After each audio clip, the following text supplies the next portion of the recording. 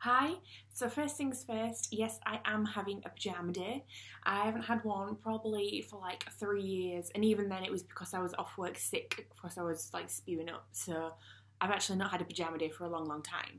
So I decided to do that mainly because I've done something unspeakable to my right leg in trying to exercise. Um, yeah, something made a noise and now I can't walk on it. And hobbled about all day yesterday at work. So I've decided to take it easy today and just treat myself to a pyjama day and an online shopping day and blogging day and just a little bit of housework. So yeah, today snazzy, I know, right? I know you were all thinking that I just, potted about the house in flannelette shirts or something. Not true. These are pajamas. Also, don't do exercise, kids. It's bad for you. Today, I thought I'd kind of talk a little bit about certain songs in musicals, which will be no surprise to you because obviously I love musicals. Just booked my hotel for West End Live. They've just announced the dates for that, and it's right over my birthday weekend. So, be 30 and heading off to go see some shows, which I'm really excited about. Haven't decided what I'm going to go see yet, 100%. Got some thoughts, but I'm still kind of mulling it over a little bit. But yeah, I was listening to Encore Radio the other day, and they advertised that they have their Easter annual top musicals songs kind of countdown, and you could go on and nominate your top 5 songs on their website, which I promptly did. Got an email back saying would I be willing to kind of talk through that over the phone with Encore Radio for like little sound bites, which I said yes. So we'll see if anything comes of that, if they want to speak to me or ring me, and you may hear me on Encore Radio blathering on about this anyway, so apologies if you get this twice. You're probably going to be sick of hearing me explaining these songs and stuff by then, but tough, I don't care. So it asked you for 5 songs, and it was really good because it wasn't like a poll where you had to just go, yeah, that one, that one, that one, and that one. You could just write in what you wanted your top 5 songs to be and what you thought they were. And I sat there thinking, oh my god, I don't know what my top 5 songs are. But then actually, when it came down to it, it was surprisingly easy to think about. If you asked me for my top 10, they'd probably fluctuate quite a lot, but top 5, they're kind of pretty constant until the next time I go see something and fall in love with a song from it. But for today, my top 5 songs are as follows, and they are in no particular order, it's just the order that they happen to come into my head. But yeah, these are the songs I nominated, and I shall tell you for why. So the first one that I nominated was Who Am I from Les Mis. And it's a really underrated song. And I think I've kind of said something similar to that before in terms of songs from Les Mis. You always think of I Dreamed a Dream or One Day More, Bring Him Home, those kind of ones. And they are phenomenal, do not get me wrong. One Day More is the finest Act 1 finale in musical theatre history, and I will fight anyone that tells me otherwise because they're wrong. That last note before the interval of One Day More. Like, how I can hold my breath all the way through that song, I don't know, but I can. It's physically possible. I've tried it. But Who Am I is vastly underrated, and it's actually really brilliant. And it has a lot of the little like melody bits that come through a lot of the other songs in Les Mis. So it's actually really recognisable, even if you've not actually become that familiar with it. And the reason I love Who Am I is because it has the bit at the end, this sort of the big 24601 and Jean Valjean and all that palaver that really sorts the wheat from the chaff in terms of Valjean's. There was a video on YouTube ages ago where it compared the 24601s from a lot of Jean Valjean's, and actually Colin Wilkinson didn't do it great on one of the recordings I did, but Geronimo Rauch sounded amazing, which of course he did. He is the god of Valjean, as far as I'm concerned, and they made the video before Peter Lockyer's time, but if they'd have got him on there, I'd have been wowed all over again by that. I love Who Am I because it's the point in Les Mis where you really know that Jean Valjean is the hero. I mean, he's obviously the hero. It's kind of laid out from the get-go that he is the one that you're watching. But Who Am I is the point where he decides 100% to devote his life to good and to having a clean slate and looking after Cosette. And basically in the song, Gervais said there's a man that we've arrested you remind me of a prisoner that I once knew, but it can't be him because we've arrested Jean Valjean and he's going to court today and he's going to get tried and he's going to get sent down and he's going to go back to the hideous prison and we've caught him, so don't you worry about him. And he has a bit of a wrestle with his conscience, does Jean Valjean, and decides that he can't let this man go into this terrible fate on his behalf. He has to make a clean break of it, say, look, I'm Jean Valjean, but I've got so much of the good in the world to do. I'm going to rescue this guy, but I'm also going to go run off and help Cosette and fulfill the promise that I made to the dying Fantine. And I really love it because it's the point where you go, okay, he's a hero. I'm going to root for him. As much as at times you root for Javert because he's actually just doing his job, Who Am I is the point where you go, right, this is it. This is the fella. I want him to get what's coming to him in a really good way. I want him to get all the good things that he should get.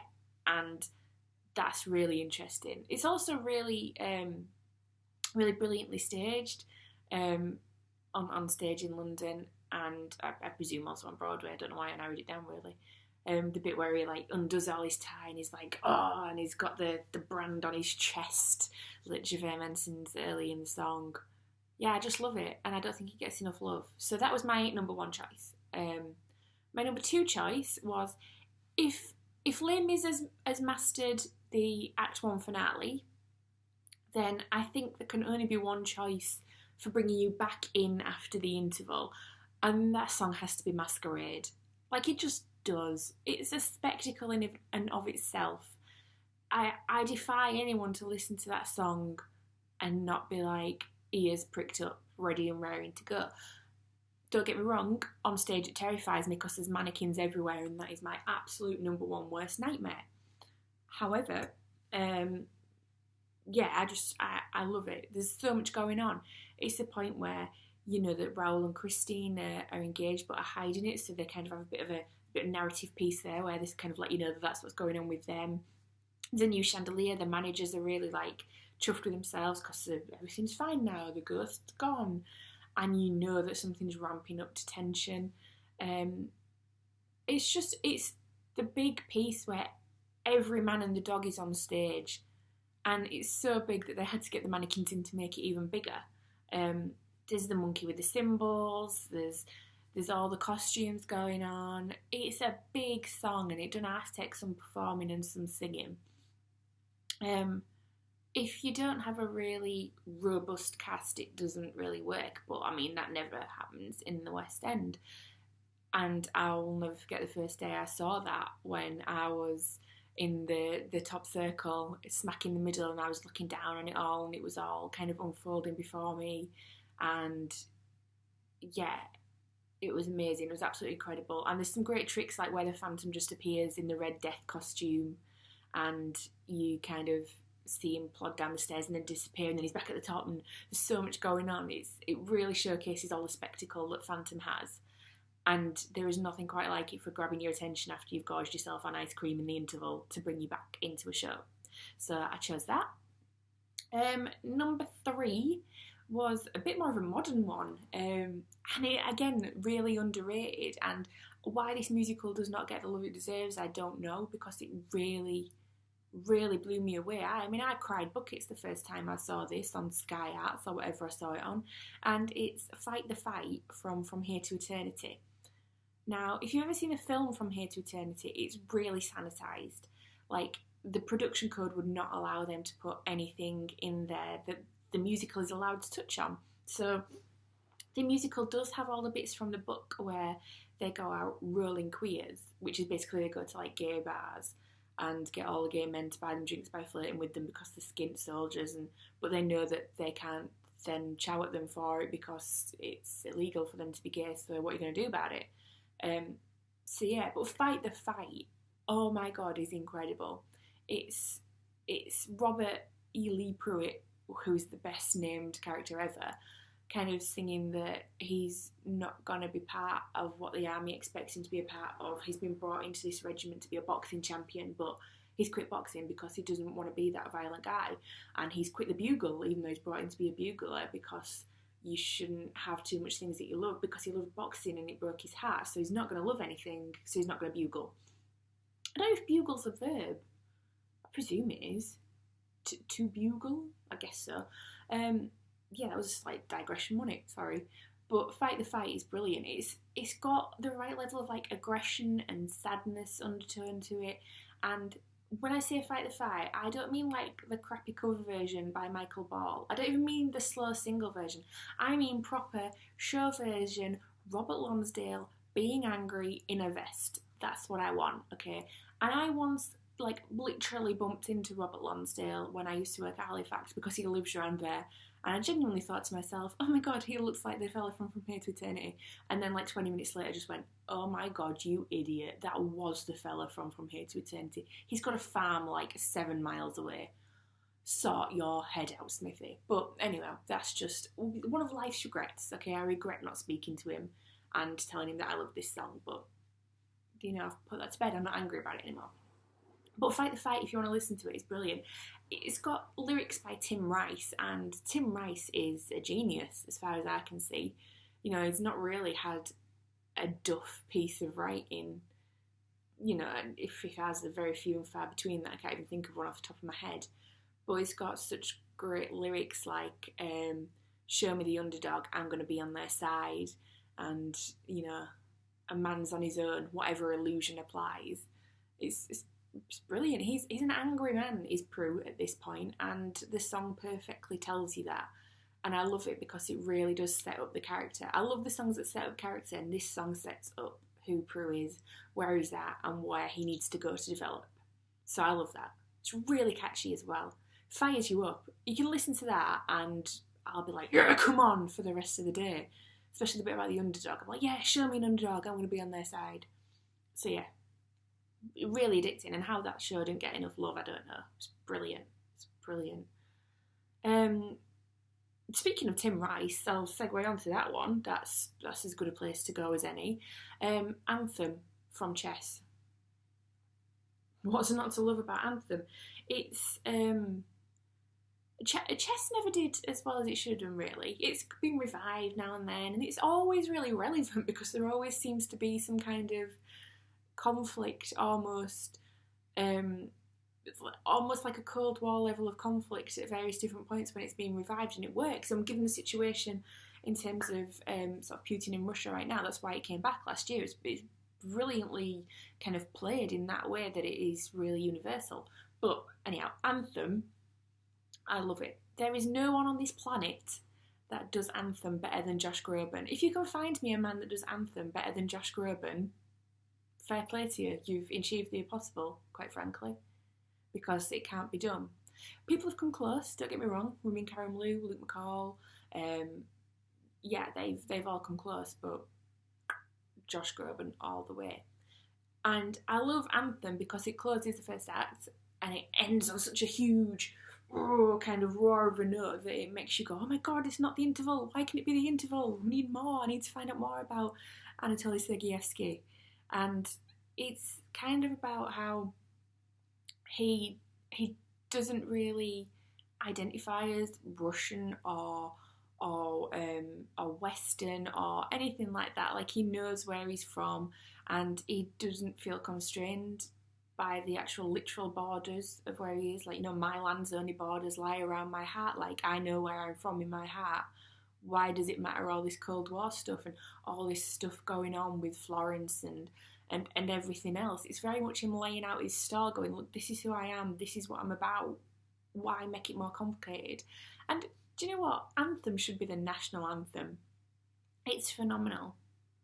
It's absolutely phenomenal. And yeah, if this gets on the radio as the top 500 or whatever it is songs, and they don't play Josh Groban's version, by gum, are we going to have bother? Because I love it. I absolutely love it. I think Elaine Page on Sunday a few weeks ago played it, and she said there are only two men that can do Anthem as far as she's concerned. One is the original West End cast leading man, whose name has completely escaped me, so sorry to him, and the other one is Josh Groban. And if Elaine the Cat Page thinks that you're the only man to do Anthem, then do you know what? That's decent. That's a pretty big statement. So yeah, that was number 4. Number 5, my 5th and final choice. I kind of struggled over this one because I wanted something from this show, but I didn't really know where to go with it. I was torn between the finale, and when I tell you what the song is in the show, you'll know why I was torn between that and this one. I was torn between the finale and the one that I went for, and in the end I went for this one because it is character driven again, which is what I really, really like. So I chose Step 1 from Kinky Boots. And I love the finale, don't get me wrong, it's a hell of a spectacle. What's not to love about all these drag queens coming out singing Just Be and When Your Glitter Rusts, Let Me Raise You Up? I love that as a lyric, it's phenomenal. Well done, Cyndi Lauper, frankly, well done you. But Step 1 I love because it's Charlie really kind of struggling to work out where he is and who he is and what his priorities are. He really struggles with the responsibility of having the factory now that his dad's died and looking after all these people and feeling inadequate and not feeling like he's up to the challenge, and how he kind of, he doesn't really know how to save it, but if he's taking a step forward, that's step 1, he's got it. There may be mountains to overcome and all that, like it says in the lyrics, but I'm taking a step forward and I'm trying and I'm struggling, but by God I'm having a good old crack at it. And I love that about him. It's the point in the show where you're like, yes, Charlie, you've got this, I believe in you, you can do it. And I love Kinky Boots. And why it's shut remains a mystery to me, because it's one of the most brilliant, feel-good, leave with a grin on your face musicals that I've ever seen in my life. And I've seen a lot of musicals, okay? But Step 1's really the point where you're like, yes, Charlie, come on. And Killian Donnelly. We all need an excuse to listen to Killian now and again, don't we? So just play that. So yeah, they're my 5. So we'll see what becomes of that. See if you hear any more of me or those songs. See if they make the list. So just give them a listen. I'm sure that by the time it comes to West End Live this year and I've been to see something else, a couple of other things, I will have another list of songs as long as you're around that I would choose, and the different list of performers. Maybe someone's going to come out of West End Live and blow me away with Anthem. I don't know. But yeah, Killian Donnelly came and blew me away last year as part of Barricade Boys. That was amazing. More of that. I have actually booked to see the Barricade Boys kind of solo, well not solo, but you know what I mean, on their tour in April. So it's part of my 30th year of celebrations and gifts to myself. But gift yourself and listen to these songs. It's brilliant. I'm off to go continue spending in celebration of my 30th year and remain in my PJs and have a lazy day. Potentially listen to some musical soundtracks. Who knows? Might change my mind yet. Anything could happen.